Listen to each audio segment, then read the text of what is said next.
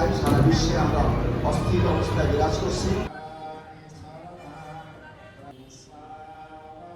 মহান ব্যাপারটা আমাদেরকে অনেক কষ্ট দিচ্ছে। সারা বিশ্ব বৌদ্ধ ধর্মের প্রবর্তক গৌতম বুদ্ধের আজকে জন্মদিন। আমরা ওনাকে স্মরণ করি।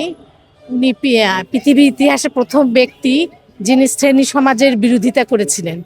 যতটুকু জানা ইতিহাসের এবং সমাজবিজ্ঞানীদের চিন্তায় যে উনি পৃথিবীর প্রথম বর্ণবাদী সমাজ, যে জাতি বর্ণ প্রথার বিরোধিতা করেছেন এবং শ্রেণী সমাজের বিরোধিতা করেছেন।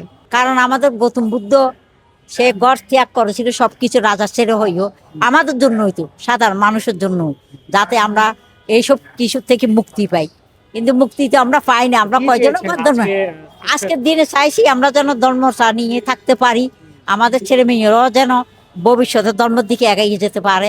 দেশের শান্তি চাইলাম, দেশ শান্তি হলেও তো সব শান্তি, দেশ শান্তি না হলে তো আমরা শান্তিতে থাকতে পারবো না। ধর্ম জিনিসটা শান্তিতে করতেও পারবো না। যে হোক, আমি বুদ্ধ হই, মুসলিম হোক, খ্রিস্টান হোক, যে হই না কেন। শুভ বুদ্ধ পূর্ণিমা, সবাইকে আন্তরিক শুভেচ্ছা জানাচ্ছি। জাতি ধর্ম নির্বিশেষে সবাইকেই জানাচ্ছি।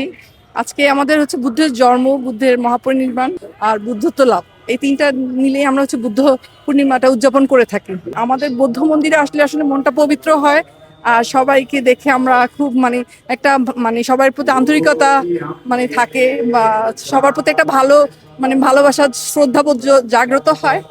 আর সবাই সাথে আত্মীয় স্বজনের সাথে দেখা হলে একটা বন্ধুত্বপূর্ণ একটা আমাদের পরিবেশ গড়ে উঠে আর কি। মুসলিমদের যেমন